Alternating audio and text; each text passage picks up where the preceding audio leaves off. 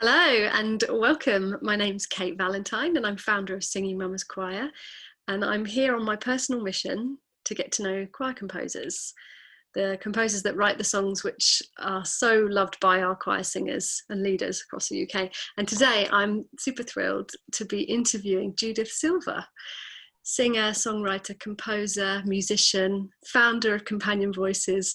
The list is pretty endless, but we'll certainly be putting links in for everyone to find out all about your work. So welcome, Judith. Hi, Kate. Really lovely to be here. Thank you.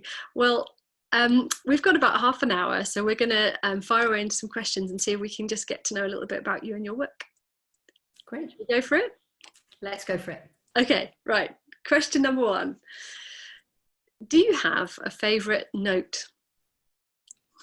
I do not exactly have a favourite note. I use B flat a surprising amount though, and the little pitch instruments. I always have found it quite funny that the B flat tends to wear out on my pitch instrument, so that's a sign. Maybe I use it a lot.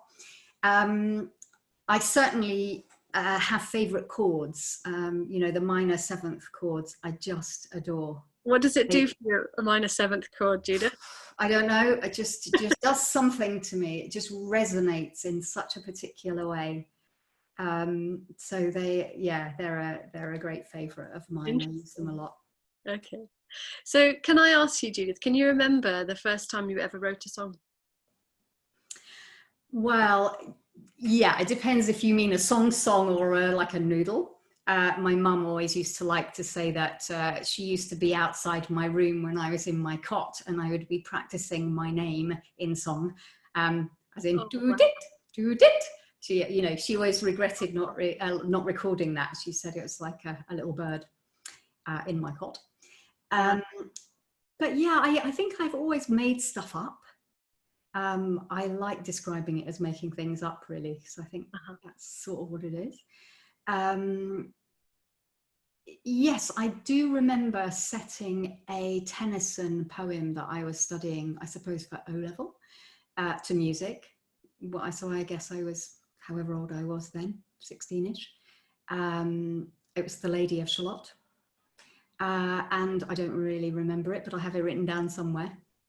And but the first song I wrote, I think, was a singer-songwritery kind of song with my guitar, and it was called Friends. And I was in my late 20s, so it took me a long time to get around to songwriting as such. Well, it does sound like little Judith. I mean, you described being in your cot, your mum recalling you singing your name. That does sound like the beginnings of songwriting. But what I'm seeing in children is this is what they do. So can you describe for us what was growing up like for you with your household? Was there singing and music? What were your influences there? Yeah, there was always singing, actually. We were a very singy family. I remember all being in my parents' room very, very often, maybe weekend mornings, and singing would happen. Both my parents loved to sing and loved to sing. I remember things like when I was going to Strawberry Fair, singing buttercups and daisies. So a lot of the folky and traditional repertoire. My dad often used to sing to us when we were going to sleep.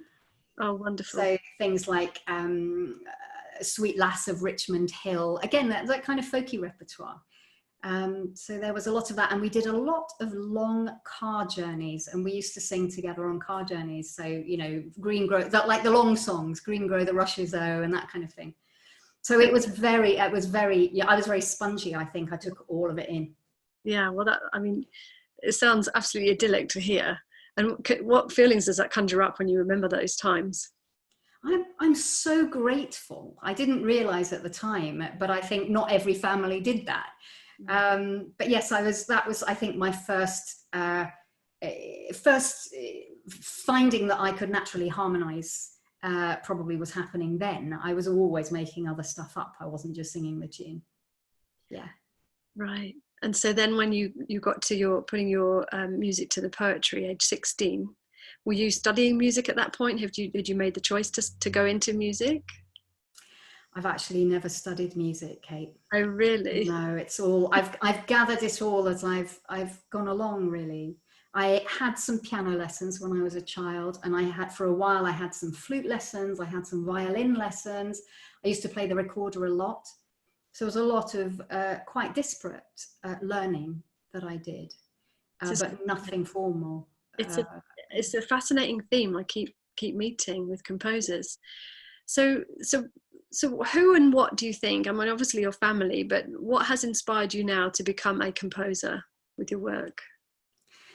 Well, you know, when I was 13, I've always had family in America. And when I was 13, I was on a trip to Los Angeles to visit family. And I was introduced to the music of James Taylor. And that blew me away.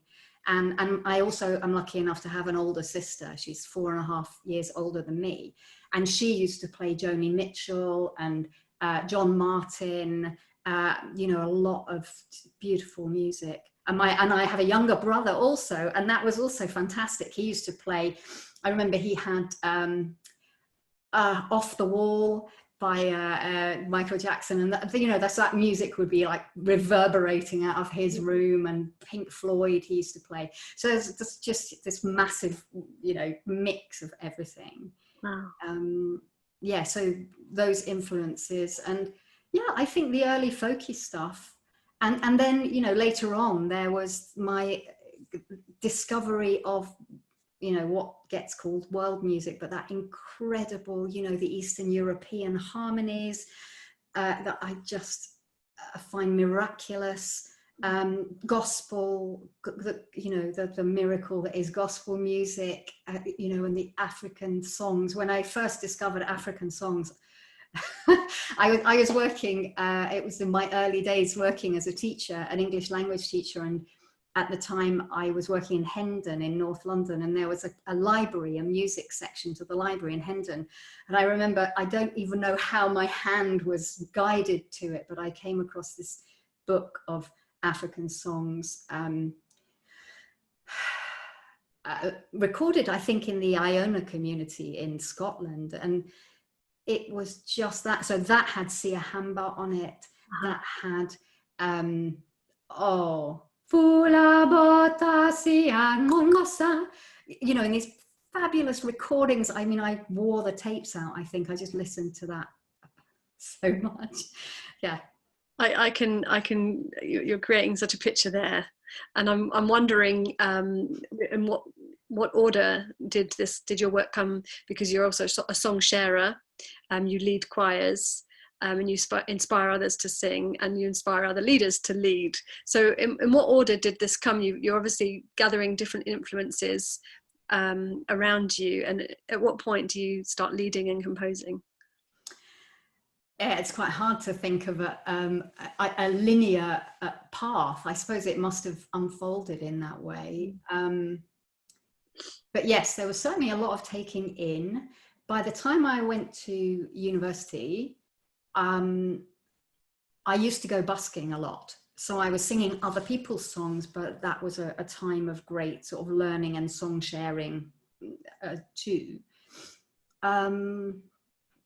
There's also the whole Jewish strand. So as a child, we used to go to the synagogue. I used to go to the synagogue with my family, but it was originally a united synagogue, an Orthodox synagogue, and my family kind of moved away from that when I was still a child, moved into Reform Judaism. And a really pivotal thing was, you know, in my, I guess, mid to late 20s, starting to go to services where people were playing guitars and singing melodies to the prayers.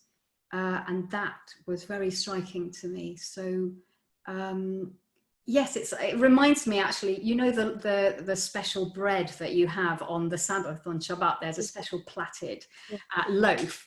And it sort of reminds me of that. There are just so many intertwining things that came in. But I started songwriting. I date my songwriting from age 28, really, when I first wrote a singer-songwriter-y song. And then the choir songs came later. Right. You know, and a lot of it was because of starting to lead singing groups and learning more material to sing with groups and to teach groups. And a lot of it came through getting more familiar with Jewish texts and feeling inspired to create settings for those texts. Wow, it's wonderful to hear, and it really does. When I think of the exploring through your website, I can start to feel all of this rich background that you've had and you've gathered. And it's got all the kind of components are in there, and you do your different work projects, different streams. So can I ask you a question about when you're writing a song? Yeah. So what's the process? Do you is there an experience? What happens? How do you write a song? I think there's not one single process. I think when I first started songwriting, in that singer-songwritery phase, as I call it, a lot of it was to do with what I was physically capable of playing on the guitar. Right. And so a lot of it came out of the chord progressions that I knew and patterns that I could play, and then kind of creating things that would weave in with them.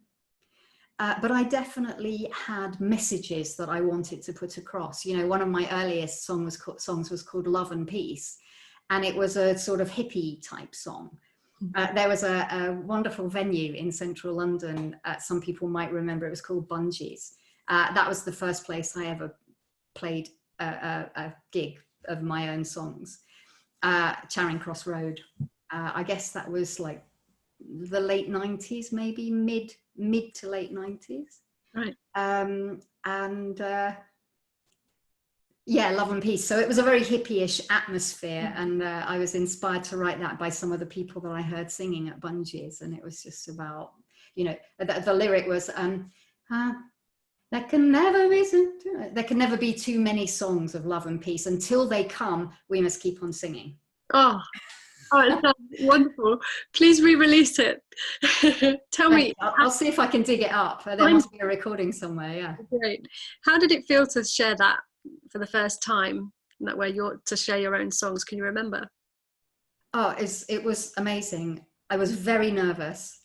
And I remember a conversation with myself, which goes on to this day, which was the conversation about, is it wise to try to accompany myself on an instrument, or does that not do justice to my playing or my singing? And you know, now it's more to do with the piano than it is to do with the guitar, but it still continues. And in some ways, you know, this long phase that I've had where I've mostly focused on unaccompanied singing has been such a joy, you know, not having to carry instruments around, not having to split my attention. So the unaccompanied music, how do those songs come to you when you write those, the more choir songs?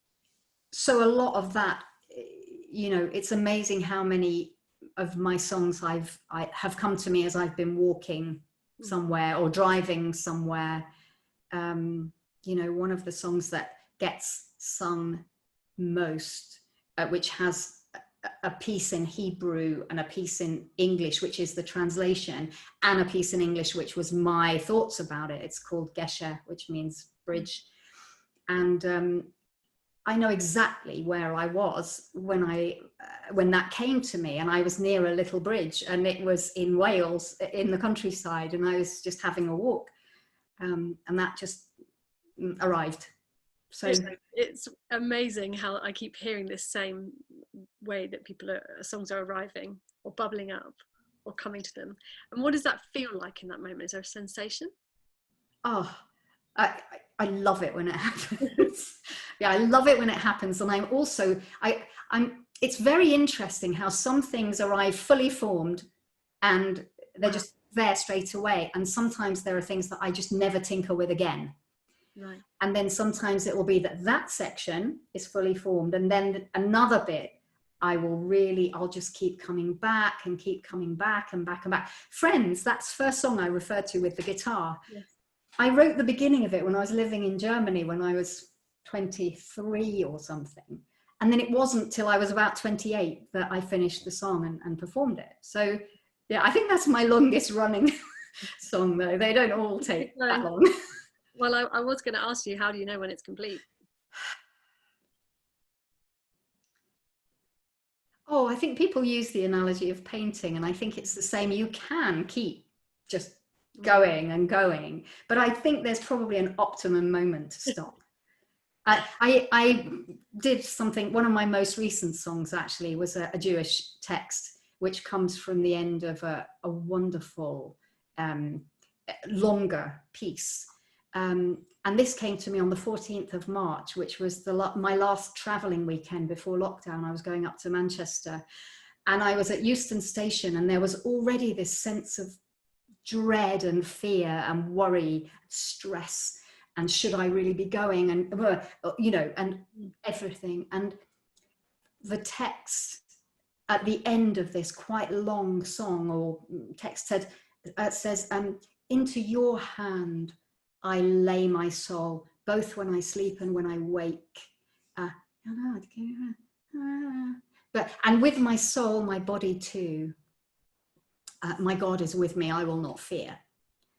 And that was that text. I've wanted to do something with it for a long time, but that was what came to me in Euston Station. Wow. And usually what I do, if I get an idea for a tune, I stick it straight on my phone. So that's what I did. And by the time I got to Manchester, then I was doing a singing event in the afternoon, a Jewish singing thing. So I got the group to sing it Wow. with me. Yeah. I'll never be able to walk through a station again without looking at people wondering whether they're just dreaming up a new song. That's extraordinary. Wow. Yeah. And your songs, Judith, how far have they travelled, do you know? Well, I know a lot of the Jewish songs get sung in America, and some get sung in Israel. Right. According to what gets fed back to me, I'm always so grateful when people get in touch and say, oh, we sang your song. Sometimes somebody will, a few years ago, it was amazing actually, something came into my Facebook or my Messenger, and somebody had been at the ordination service of a group of rabbis in New York. And I guess they must have told me they were going to do the song, but they were singing my song, which is called Open, which is all in English actually, and it's very sort of with great gratitude to the gospel traditions that I've been lucky enough to learn over the years, because it's got that feeling to it, and it's just opened my heart, opened my eyes, opened my hands. So how is it? Yeah. How was it to hear that was being sung there? It's fantastic. Yeah. It's strange, that particular song. What happens is I wrote a 4-part harmony, and then I wrote 2 echoing parts, and usually people don't ever sing the echoing parts, or maybe they sing one, or I don't know if I've come across a version where anyone sung everything. So maybe somebody will see this and they'll send me their version where they did. Oh, that would be lovely. I was going to ask you, have you ever heard a version of your song that's come back and you've heard it and it's different? It sounds very different to how you wrote it. They do come back sounding different. And how is that? I've never had the experience of having children, but I figure it must be a little bit of a parallel, that you do what you can and then they're out in the world and you still love them and you still want the best for them, and they have to learn stuff and grow their own legs, sort of thing. So I try, even if something comes back to me and it's not exactly how I would choose, or perhaps it's not exactly how I wrote it, I love it, and I so appreciate it when people are careful with trying to get things how I actually wrote them. And I do know that some of the rhythms that I write are not the easiest to get correct, but I hugely appreciate the effort that people go to do that. I'm sure. And so I think we've talked before, Judith, haven't we, about there's some parallels in our work, because I lead a network of choir leaders, Singing Mamas Choir, and you're leading a network of leaders that are leading companion voices. So from that place of leading leaders, I feel a responsibility to really model taking really good care of these songs, the song origin, not just to honour the work of the composer and to ensure that the composer is paid for her work or his work, but also that that it's shared in a way that really respects where it came from, whether that's culturally or just the story. So in our network, we love to share who wrote it, why they wrote it, how they wrote it, all of that kind of thing. And I think that we're on the same page there, definitely. So say someone hears one of your songs and wants to share it in their groups, what should they do? Well, I'm easy to find. I've got my judithsilver.com website, and there's also a beautiful Companion Voices website, companionvoices.org. And I receive, if people go to the contacts of that, I receive from either page. And it's easy, if you hear a song of mine, it's easy to find me and check in about it. I'm always so happy to share. And also with the Hebrew sometimes, or some of the songs are in Yiddish, not ones that I've written, but some that I've arranged. And I love being able to help people to, I know how much I appreciate it when I find somebody who speaks a language I don't know, who can help me get it right. So I always love to offer that to other people. That's great. That's really helpful. Okay, and so you get paid for your work through your website. You've got some products there. You've got some songbooks. Is it right? You can have downloads as well. Yeah, I think the main way that people these days are buying my music is there's a wonderful Jewish music website called oysongs.com. I really highly recommend it for anyone who's looking for Jewish songs.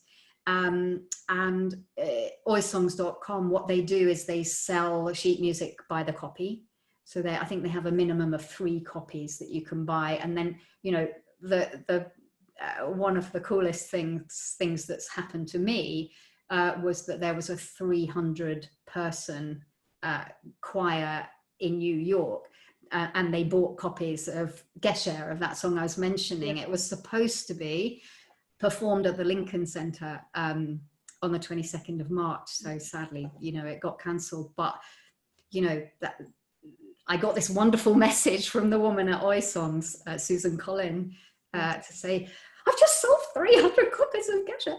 Wow. So yeah, that's exciting. But, and sometimes people come directly to me for copies. And of course, in terms of the finances, that works better for me because clearly Oysongs need to take a commission. Sure. So it works really well either way. We'll be sharing all of the links along with this video. So if you've heard anything in this interview that you want to look up, we'll make sure that it's all in the text of the clip. But before we wrap up, Judith, I'd love to hear a little bit more about some of the projects that you're really the projects you really love at the moment. I'd love to hear about Companion Voices and anything else you want to tell us about. Well, so Companion Voices, I founded Companion Voices 6 years ago, 6.5, I guess now.